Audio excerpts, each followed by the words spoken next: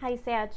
Welcome to Eight of Cups Tarot, and welcome to your cards for January of 2021.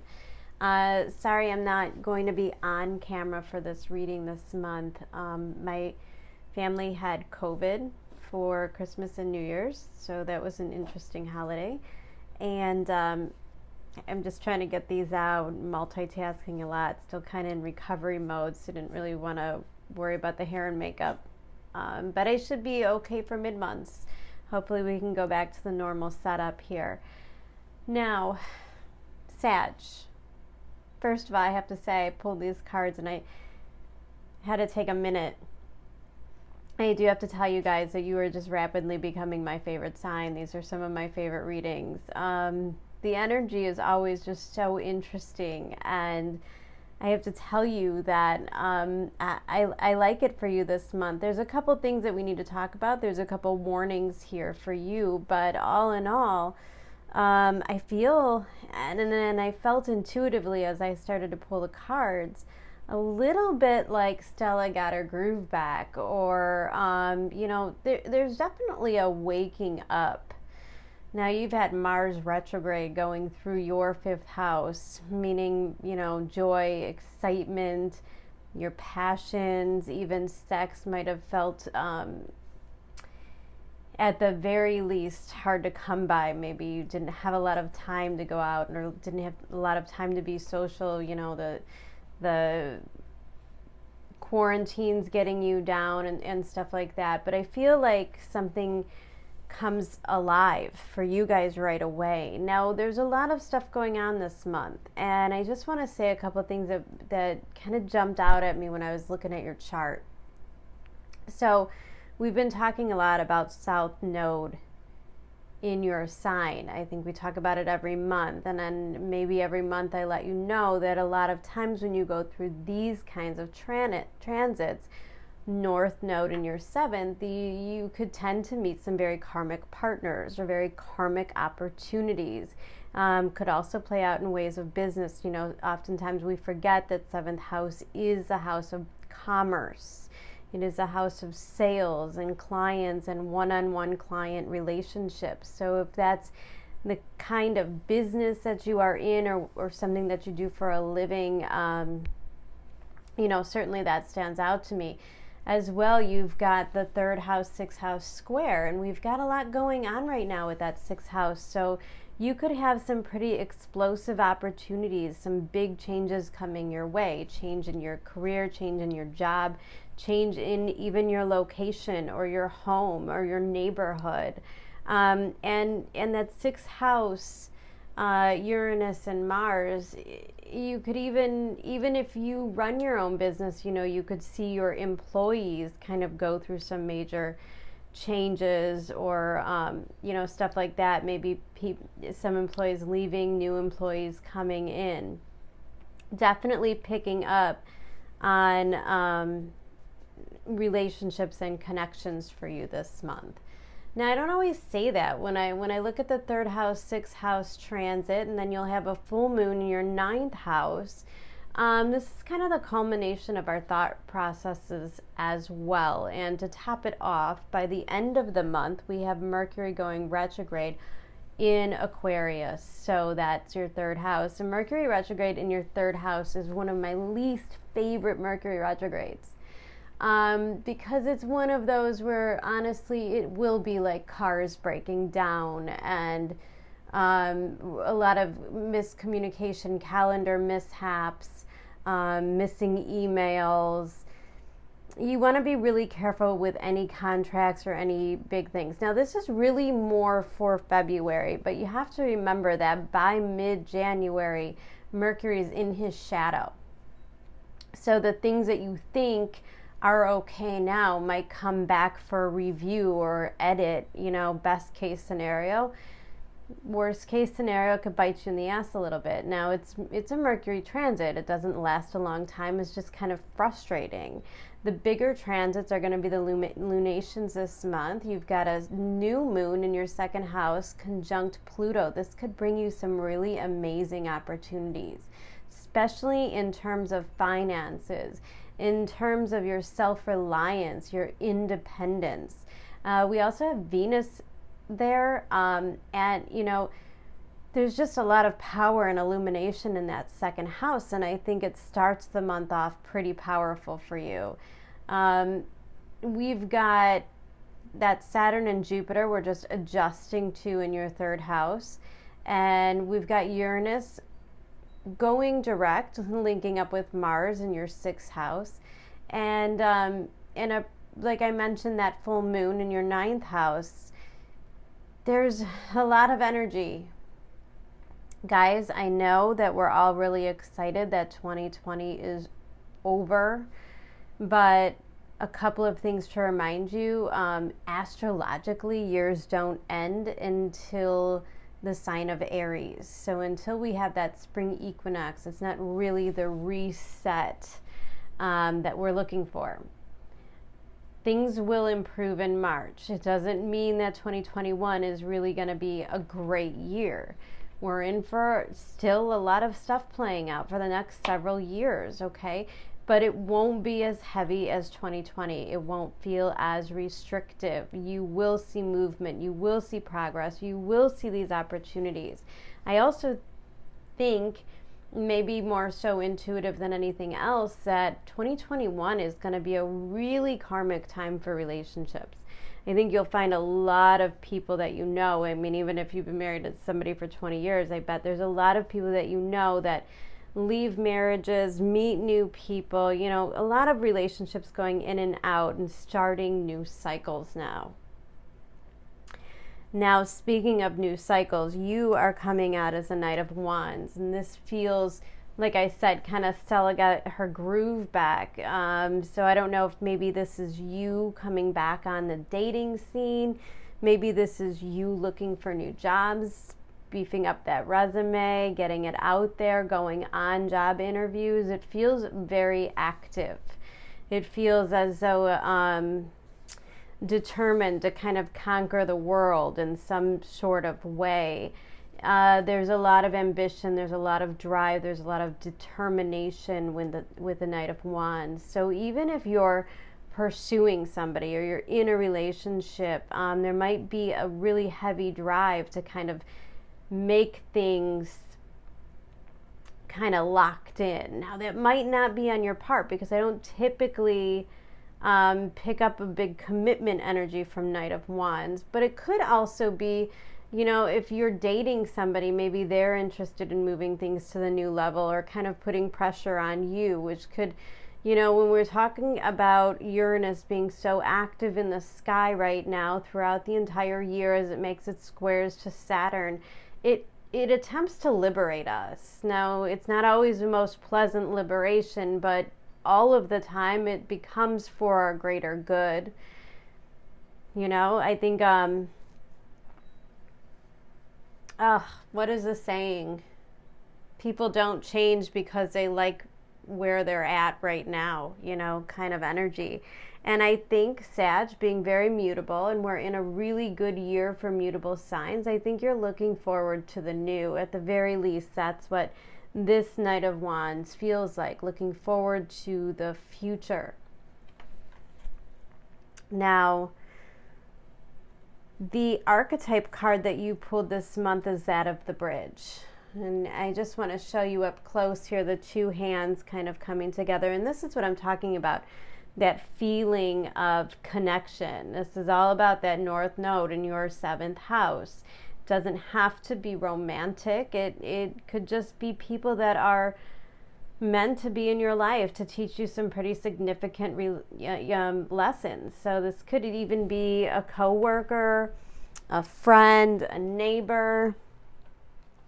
It could also represent, you know, a job interview, a job opportunity. Oh my God. All I did was talk about Mercury going retrograde, and I really can't speak. It's unbelievable to me. Hard Mercury people. So I'm going to read this. I'm going to read this to you because these cards are new. So I don't want to forget anything. I don't have it memorized. The bridge, the connection, the link, and the gate. Bridges are built to connect two worlds. They create flow, allowing us to travel between realms, ideologies, and personalities. This archetype is a gesture of acceptance, of saying yes rather than withdrawing, separating and saying no. When we cross a bridge to an unknown land, we are led magically into a new reality. We open up to the otherness. Healing and communication are made possible when we enter a state of curiosity, wonder, and learning. The shaman, for example, creates the bridge between the everyday world and the sacred. This card asks us to study the connections between the seemingly disconnected parts of our lives, relationships, ideologies, and histories. Remember that a bridge can't be forced. It must be made with love, or its structure will not withstand the inevitable weather of life. I do think that that final sentence is pretty profound. I'm going to read it one more time. Remember that a bridge can't be forced. It must be made with love, or its structure will not withstand the inevitable weather of life. Now that feels really important to me, because the rest of these cards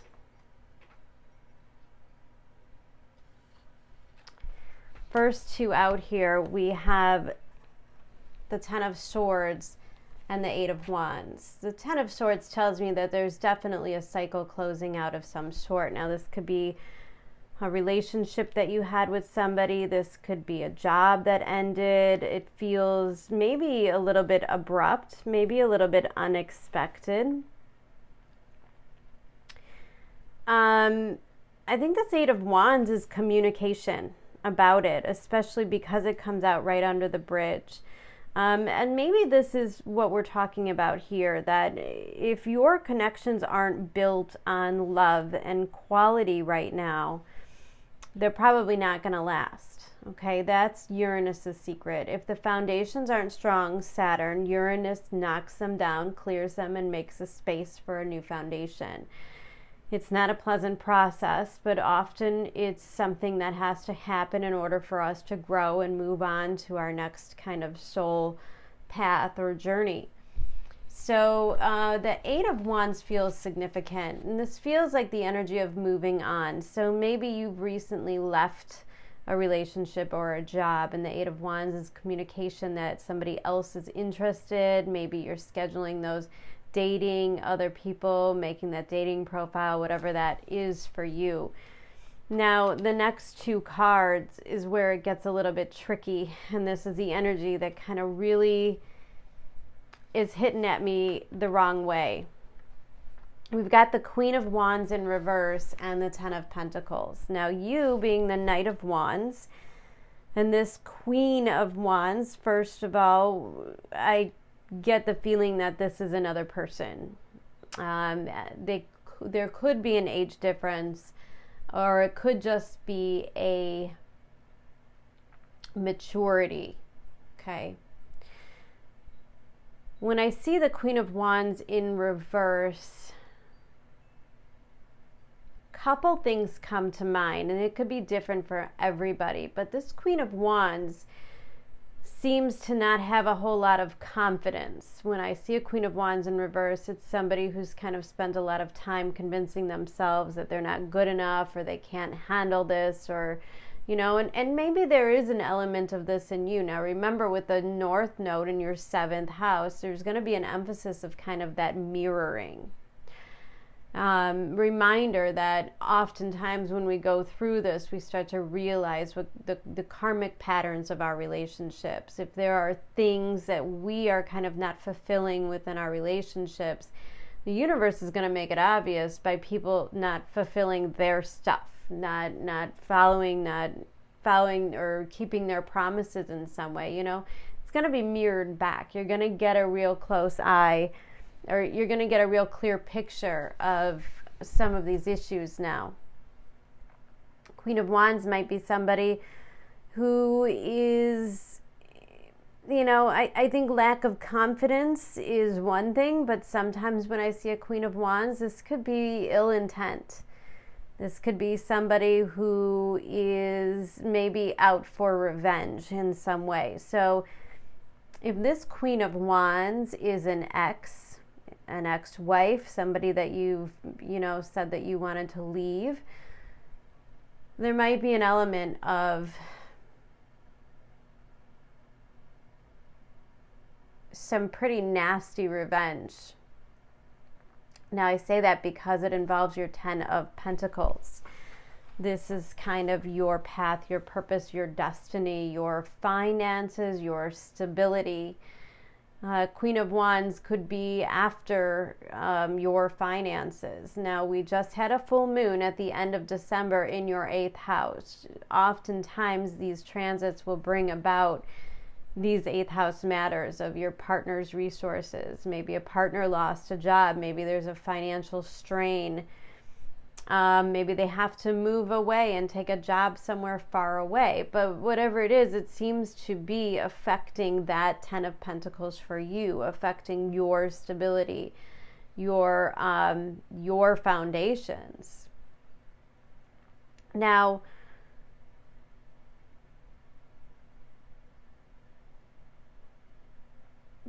back to what I was saying in the beginning, I'm a little more concerned for some of you. This Queen of Wands in reverse is maybe not having the best of intentions, and right above this, full moon in Gemini, the answers that you need are coming. This also talks to me about communication. Now, for some of you, this can come in the form of divorce papers, and I don't know, I don't feel as though it's shocking. I don't feel as though getting the actual papers would be shocking. I don't feel like getting the actual news that the breakup is occurring or someone's moving out, It's kind of more what's behind it that seems a little bit more traumatic. Now, a full moon is certainly about endings. We've got 2 10s on the board right now. There's no doubt that there are things in your life, Sag, that is coming to an end. Now, here's what I get concerned about. In the potential problem position of this reading is the Ace of Pentacles. Finances might be an issue. There might be some obstacles that you have to kind of endure. Now, guys, if you're looking to get into a new relationship, if for any of you are looking to get into a commitment of some kind, please be careful. Maybe put that off entirely until March. If somebody's kind of pushing you, at least don't sign any contracts or agreements. Again, if you're looking to work with somebody or collaborate or start a business together with someone, please give it some time. I know the Knight of Wands energy could mean that you're kind of in a hurry, like you really want to get things accomplished, get things done, and get things on paper. But when I see this lineup and I see ill intentions headed your way of some sort, either revengeful or just opportunistic, I have no choice but to tell you that maybe signing contracts or signing up for something long-term isn't the best idea right now. The Ace of Pentacles can be a lack of opportunities coming your way. So if you have left a job or something or had a financial issue come up, new opportunities might be hard to find right now. And it doesn't mean that it's impossible. And what I like about this is right above this card is the Oracle card, a leg up. And this is a card number 34, breaking down to a 7. 7s always represent adjustments, which is oftentimes what retrograde Mercury periods are about. So again, I'm back to the idea that whatever you kind of have going on in the month of January, it's probably not going to be completely solid just yet. You will probably have to revisit it, re-sign the paperwork, maybe that you didn't understand some of the terms. Again, if you are moving, if you are signing a lease of some sort, please make sure that you are paying attention to what you're doing. Really read the contracts, read the fine print. When I see a leg up here, it is about receiving help from others. So instantly I want to tell you that it's a good idea to reach for professional help in whatever it is that's occurring in your life. Make sure that you're using a reputable realtor, a reputable lawyer, an accountant if you're working on your taxes. Just make sure that you're asking the questions and you're asking the right people. Don't be afraid to reach out for help right now, because that is beneficial to you. Now, I also want to take a second to read this card. Receiving help, delegating authority, and interdependence. You've come to a point where you're going it alone is no longer optimal for you. Life has a way of presenting you with the perfect people to align with, who can give you a leg up during this next phase of your journey. Help comes to you in all the areas of your life where you need a boost. The trick is to accept the aid so freely given. When you embrace interdependence, allow teamwork and independence to commingle, miracles can happen. Now is such a time. I also want to read the relationship part of it for you. Relationships that are healthy thrive on interdependence. It's important to recognize that you need others as much as they need you. You must allow people to support you, just as you are there for them. This is a time to be vulnerable, to speak up about your needs, and to ask for them to be fulfilled. Trust. You will be met with kindness and love. Don't expect others to read your mind, though. Ask, and it is given. Okay, another indication that it may not be as much about ill intentions here as it is about kind of what's left unspoken. So also be careful about, not saying the things this month. If this is somebody that you truly love, but you don't have the confidence to kind of really admit it, then, you kind of come out being your own worst enemy. Now, the outcome were these two cards that came together. Four of Wands and the Justice card in reverse. Now, Justice card in reverse can tell me that things are not going to go in your favor. There might be some kind of a karmic thing you have to pay off. This could be child support, spousal support, having to give up the house if you're in the divorce process. Be careful if you're moving. Be careful dealing with landlords. If they're telling you that this and this and this is included, and then all of a sudden on moving day you find out these expenses aren't included, or, like crazy stuff like that could happen right now. So be really careful with that. Sometimes the Four of Wands to me represents a house, as you see the four pillars or foundations. Four of Wands can also be about a celebration. Maybe there is hope for a proposal or to take something to the next level. And the Justice card in reverse tells me that, again, we're looking at delays. It doesn't necessarily mean no. I just think that in some ways the story could kind of change rapidly for Sag throughout the month. Maybe they could have a change of heart often, kind of go back and forth on what they want to do in this situation. I think the idea is to check why you want to do this. Why do you, if you're seeking freedom, if you're seeking a divorce of some sort, make sure that the freedom you search for is worth the price that you're going to pay. When I see Justice in reverse, sometimes that's what it means. The price that you have to pay for your freedom and your happiness, Everything has a price, unfortunately. So at the end of the day, it might be worth it, Sometimes that Justice card in reverse is just something you kind of just got to bite the bullet and get it over with, depending on how you feel. Now, the overall energy of this reading is the King of Cups and the Eight of Swords.